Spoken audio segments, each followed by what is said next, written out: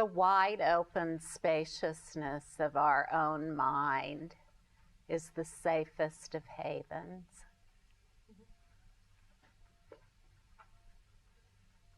No matter what we may have learned, our mind is not a scary place. It's not like going into a bad neighborhood.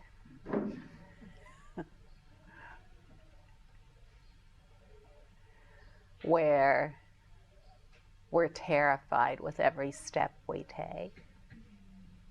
That isn't the nature of the mind. The mind is pure, originally pure, stainless and absolutely flawless. And this flawlessness is equal to profound love, perfect wisdom, and immense energy. It is what is our connection with the ground of being. The only way that we can know the ground of being directly is to abide or rest as the flawless knower of everything. And the flawless knower of everything, our own awareness, our own mind, is the doer of everything. There's no other doer of anything. There's never been an individual doer, so there's no individual doer to get rid of.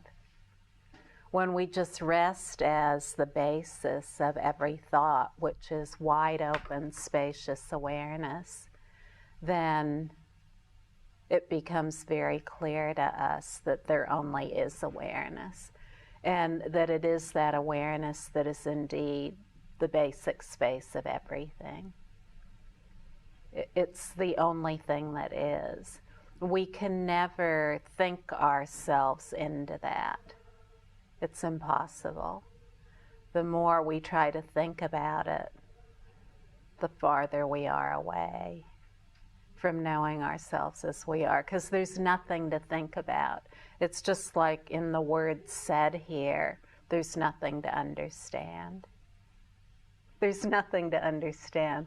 Just relax into what is right here, what is so obvious right here, and in that, it is known how to rest. It is absolutely known how to rest. And that isn't an abstraction, so it isn't like a nether world that's kind of void and impartial and neutral. It isn't like that at all. Another phrase would be to just rest as love. Just rest as love. And if you don't even know what love is, then maybe think of someone you love and you might feel a little spark of love within you, and then you know what to rest as. After all the love's in you, even though you're thinking about someone else. It's this love that connects us with everyone and everything. It's this love in which there is no separation.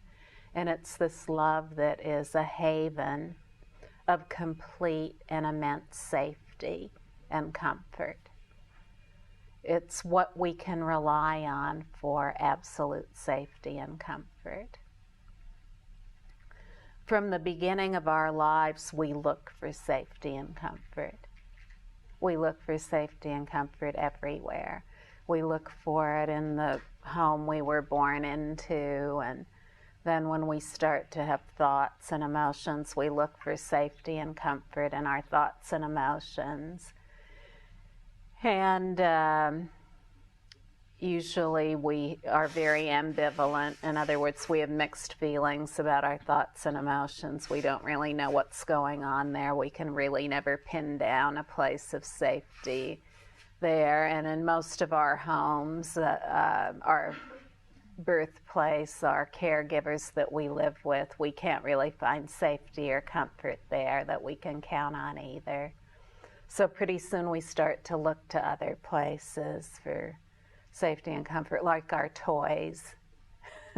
We look for some safety and comfort in our toys, and we have all these make-believe worlds we build, and As little children, we look for safety and comfort there. And then we start to look for it in institutions other than the family, school and friendship. And as we get older, we start to look for it in situations like the workplace and more involved forms of human relating, like sexual relationships and romance. And so food, we're looking for some safety and comfort in food. And so there are all these places that we're looking for safety and comfort, but it somehow always escapes our grasp. It's never quite there. Then we think, education. That's where I'll find safety and comfort. I'll find some safety and comfort through learning. And we learn and we learn and we learn, and we have all kinds of thoughts that are stirring around, but we can't find safety and comfort there either. No matter where we look, unless we know that there is this underlying basis that is the utterly safe haven of complete rest, we just cannot find a safe haven anywhere. And then, but we never give up hope. Have you noticed that? We're going to find just the right place to be safe and comfortable. We're going to find that place, and we're sure we can find it. And most of us never give up unless we get too old and bitter. Or maybe young and bitter. I don't know, maybe they're young and bitter people too. We look in institutions, different institutions, whether they're religious, spiritual, other kinds of organizations, political organizations, social activism. We look to all these places with high ideals. Surely we can find safety and comfort in an organization with high ideals. But most of the time we go into organizations like that, we're very hopeful at the beginning, but sooner or later our hopes are dashed. And again, we must resort to ourselves. So, that's the only thing that we can resort to, the very nature of our own being. In that which is the basis of everything, there is absolute safety and absolute love. So whatever we're looking for anywhere else, it exists within us. And it's only by resting as that repeatedly over and over again that we gain familiarity with it, and we find that safety and comfort that we've always been looking for. Now, as more of us as human beings do that, then we can form organizations that really are a safe place to be.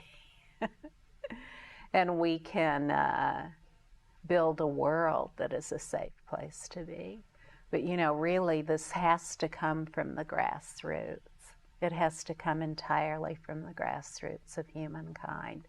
It won't come from within the institutions that we've relied on in the past. It will not come from conventional institutions. It must come from the grassroots. For people everywhere, all over the world, just like the people in this room are gathered, people here from all over the world who are resting as awareness. This is so important. It's really very important. By doing so, we make humankind a safe place to be. Without resting as awareness, humankind is not a safe place to be. It's just not a safe place to be. All of us, we have this precious opportunity in human life to rest as awareness. And most of us don't even know that that's possible. We don't know that that's possible. All we know is that on a daily basis, we're faced with all kinds of suffering. On a daily basis, all kinds of suffering. It's everywhere. It's undeniable, and it's more and more undeniable because there's so much more suffering. And not only is there so much more suffering today than there's ever been, but we have all these instant forms of communication for blaring out the news of the incredible suffering. The TV news programs, the newspapers. So all of this talks about suffering. And whether we can really nail it down and describe definitively what's going on, or we're kind of vague about it, we know that there is suffering. So we don't have to say, oh, there's religious injustice and social injustice and political persecution. We don't have to have precise terms. We just know. We know in our heart. We can feel the suffering. We can really feel it immensely. Our own suffering of our own lifetime within each of us, and the suffering of everyone altogether. And this is very important. It's very important. When we begin to rest as awareness more and more, we see that all points of view are included and contained within that awareness. Not just our personal points of view, but all points of view. All points of view whatsoever. So the more we rest as awareness, no longer are we only considering our own points of view. But it's through really seeing how much belief in these points of view has caused our own suffering. It's only in that we're really able to rest as awareness. Otherwise, we really can't. It's only seeing how much that the belief in points of view has caused us to suffer that we truly become able to rest at all times. When we look into that and we understand how our own points of view have led to so much suffering for us in our own lives, that the belief in those points of view has caused immense suffering, then we immediately see that's true for everyone else. We see, wow, everyone else is just like me. It's all awareness, inclusive of all points of view. And if you don't know that, you're just lost in the bad neighborhood of belief in points of view. But you know, what is the bad neighborhood is also a glorious heaven once we start to rest as awareness. So what seems like a bad neighborhood, a foe, an enemy, when we rest as awareness, we see that it's a friend and an ally. Isn't that amazing?